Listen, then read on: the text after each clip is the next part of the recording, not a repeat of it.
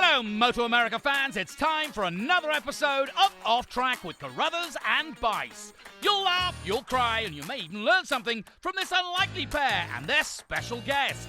The mic is yours, Paul and Sean. Hello, MotoAmerica fans, and welcome to this latest edition of Off Track with Carruthers and Bice. This is a special video edition from MotoAmerica, and we have with us Larry Pegram, who has returned to the paddock and is going to be racing a Ducati this weekend. Paul, kind of cool, right? We got somebody who's kind of around our age. It's out there, going to be out there. Yeah, he shows up every once in a while. I never know why, but he still does. I'm like herpes. You think you got rid of me, and then all of a sudden, damn, it's back again. All righty then. So I got a bunch of things I need to ask you about, Larry. Mostly, you guys don't know this, but Larry's actually kind of a neighbor of mine. He's in the town nearby, and his kids go to a school literally about a half a mile from my house. So yeah, which he's not allowed within a half a mile. No, I can't be by the register. I have a van with candy, and no, they never want to go anywhere near me. But anyway, that's another story. So, Larry, tell us about, we heard a rumor about you doing this. How did it get put together? And, talk about the bike and what the team's all about. Well, Ducati called me and Paolo Ciabatti and Taradazzi and Domenicali, and they said, listen, would you ride our MotoGP bike? We're not feeling like the guys are doing enough, and, we've never had a rider as good as you were on our bike. And I said no, but then they said, well, there's a super stock bike. Is there any way you maybe would do some laps at MotoAmerica? That's kind of how it started. No, the way it really started was last year. Jay Root, who works for Ducati, called me up and said, hey, they're doing a Ducati thing at Road-America, and would you like to do it? And I said, yeah, it's about time. You guys got Roger Hayden out there, and who else they have doing all these Ducati things? They never even rode Ducati. Now, I love Roger. Don't get me wrong. He's a good buddy of mine. But they never call me, but I've always been busy. But anyway, so I said, sure. So I came here and I met Michael Kiley, who owns Tytler Cycle and Moto Union, that was putting the thing on for the day. It was a big track day with Ducati people, and they had BMW here, and it was a really fun time. And he goes, hey, I got this Super Leggera. You want to ride it? And I was like, yeah, I'll ride it. He goes, no, this is a $100,000 motorcycle, And I go, well, then you either tell me you want me to ride it or you don't want me to ride it. Because if I ride it, or not? I'm going to ride the thing. You know what I mean? I'm going to go hard on it. And he goes, yeah, ride it. So I went out, and I hadn't rode a bike on a road race bike other than the vintage stuff we do when we go to that Australian race, which is a ball, by the way. Oh, right. Yeah. The thing down at Phillip Island. Yep. Anyway, and the thing was just, I hadn't rode one since 2015, 16, basically. And so the thing was awesome. And it was a street bike. Now, granted, $100,000 street bike, but it's like, wow, this thing's awesome. I go, man, you throw slicks on this thing, I could probably, be in the top 5 in the Superbike class. Now, that's me talking. That's okay. But I couldn't believe how fast it was, and the wings on the thing was what amazed me, because coming up over the hill, it was the fastest bike I've ever ridden, first of all. But coming up over the hill, flat stick, and you didn't have to even think about breathing it. And it used to, they'd always wheelie over the hill. But those big wings, and at the end of the straightaway, at top speed, it was like, that's what it felt like. It was like super smooth, where you're normally like, bleh. And so I was like, wow, this thing's awesome. That's what started it.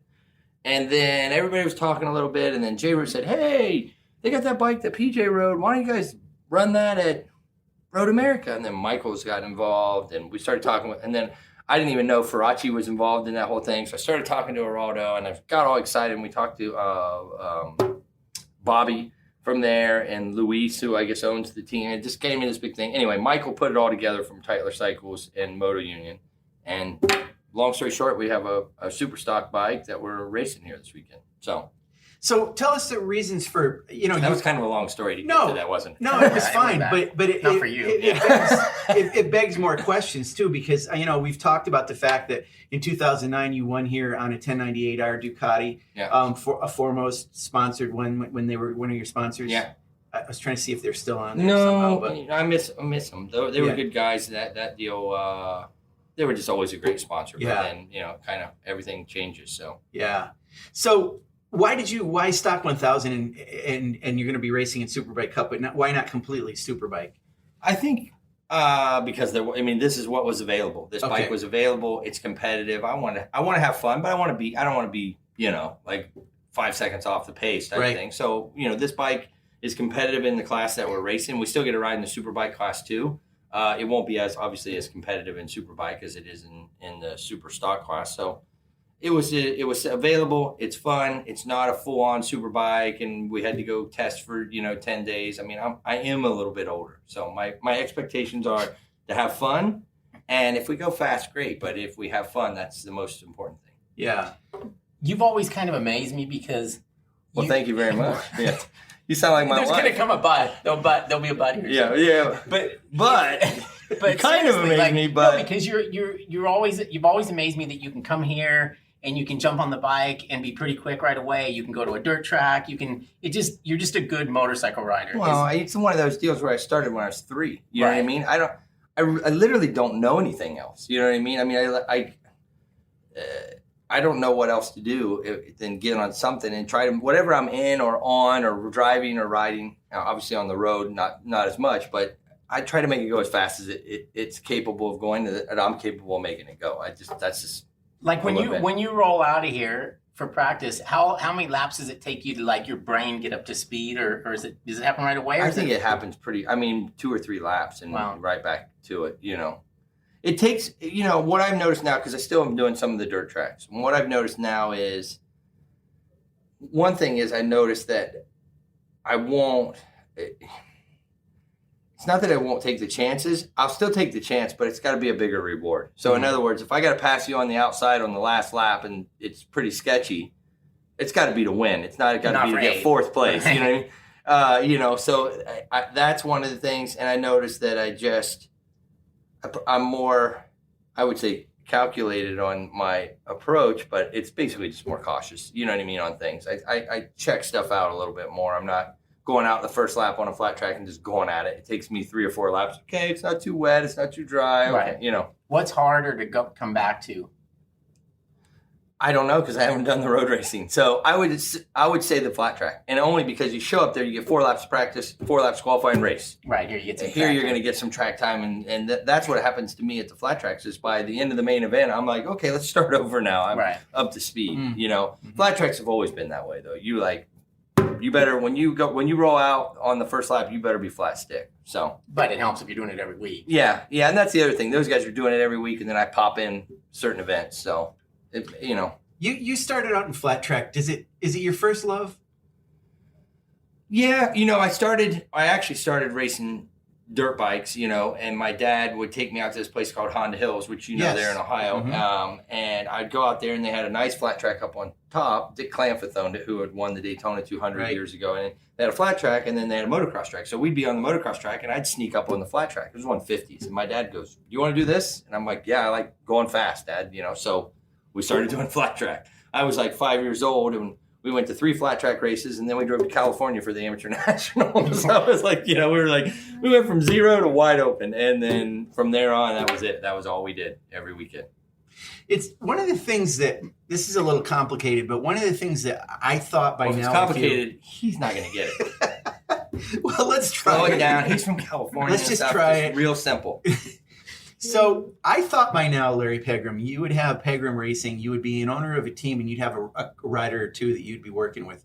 But before you say anything, a few years ago, I went to the polling place in my town, and there was a vote that I made, and I think I might have helped Larry Pegram change his career a little bit, or at least work on something else going on. There was something that I voted to have happen in Ohio that has to do with. Well, yeah. So that's part of Talk about, because we don't know. I don't know what So happened. I retired in 2015, basically, when the EBR filed for bankruptcy. We were doing the World Superbike, and that was kind of it. I did one race in 2016 with John Ulrich when Chris retired, and then I did one race here. I think it was 2016 or 17. I don't remember. With Steve Scheibe on the BMW. Yes, you did. That's right. And so that was kind of the last road races I did. Yep. And right about 2016, I wasn't doing anything. I had retired, and I had saved up some money, and I was, trying to figure out what I wanted to do. And I decided that, Ohio had passed a law where medical cannabis was going to be legalized, and they were going to have this massive application process where they were going to give away 12 licenses basically for the whole state of Ohio. And it was a merit-based application. So I just jumped into that with both feet, learned as much as I could, and went out and hired the best people, kind of the same thing I used to do with my race team. I went out and hired the best people because I'm not the smartest guy in the room. I'm smart enough to hire the smartest guy in the room. So I did that with my business, and we went from we got a license, and we got the full, what they call full vertical. So we got to grow dispensaries, processing. So I basically was very successful in getting the license, and thought, oh, this is going to be great. It's going to be easy. And then found out, wow, this is a lot harder than I thought it was. So at this point, we have 120 employees and a 53,000 square foot grow in Ohio, 2 dispensaries processing, and everything's just rolling along nicely. But it's been unbelievably just difficult. We're dealing with state regulators, and we're dealing with this, and we're dealing with a cash only business, and all the things that everybody knows about this industry. But it's definitely taught me a lot more about business. I think the racing team, as I raced from 2004 on, I owned my own team. So I learned how to go get a sponsor, keep that sponsor happy, make sure that sponsor paid me, and try to give them more than I had promised them. And that's similar to raising money for things like this. You're always out trying to raise capital, right? Because we're expanding so fast constantly. And so there's never any money coming in. There's money coming in, but it's going right back out. And I learned all this stuff about business, but I was prepared because of the racing. Finding money was what I had to do. Racing, keep the people happy. And that's kind of the same thing with this deal. So it's not an industry I ever thought I'd be into. Right. I was completely void of drugs in my career. I would drink. I'd go out with my buddies and get drunk, and we'd party after races and stuff like that, but not very much. We trained a lot. But I always was under the same impression about cannabis, that it was, the devil's drug, and if you start that, you're on your way. And then got into the business and researched it and found out, there's so many people in Ohio where it's medically legal that we help. Our average customers is 55 plus. Mm-hmm. So we're helping a lot of older people with pain and other issues. So it's fulfilling. One of the reasons you started this question is, why do I not have a race team? Yeah. And it's because all my time goes to this. So, at some time here in the future, I think I will have a race team. You will. So yeah, I'm not just making this up. This is something. No, I really enjoy it. Do I want to do it to the level to where I'm here? I'm at every single race, and I don't think so. Okay. I think I've done that long enough. You know what I mean? I would love to come to 7 or 8 races and have somebody that runs a team, but I come in and go, what is this? Do I need to fire you? Yeah. But I don't want to be so involved. And I also, quite honestly, would like to be at the area where I could go, I'm going to run my Superbike team this year, and we're going to try to get sponsors. Mm-hmm. Not where I go, if we don't get this sponsor, we're done. That's how I kind of did my whole career, is finding sponsors and running teams, and you were always as good as your last race. Right. And it's a high pressure life. Right. But here's the thing with you. You, like I said, obviously flat track, you're involved in AFT. For a while you did off-road racing in those buggies. Yeah. You did a bunch of that. Yeah, and some truck stuff too. Trucks, I did some you car did truck stuff, stuff. some IMSA stuff. And you did American Le Mans. You were part of that group. You've done a lot of racing in all kinds of forms. If you started a team, would it be motorcycle road racing? Might it be something else? Well, I have a buddy of mine that we've talked a bunch, and he has a lot of money. I have a little bit of money. He's got tons and tons of money. And we've talked about starting a team for everything. He's into it. He's getting ready to retire from what he does, and we wanted to kind of build a super team, where we have from NASCAR, IndyCar, every, IMSA, off-road truck, motocross, flat track, road race, kind of have everything and build a brand around that and just enjoy it. I mean, it's obviously pretty huge project, but it's something that would be fun. Yeah. Something like Penske does, they're more in the car side only, but, Gibbs got into the Supercross a little bit too. Something where we kind of, everything we enjoy doing, but obviously at that point, you got to have sponsorship. You're not going out and doing that on your own. So that's something we're talking about.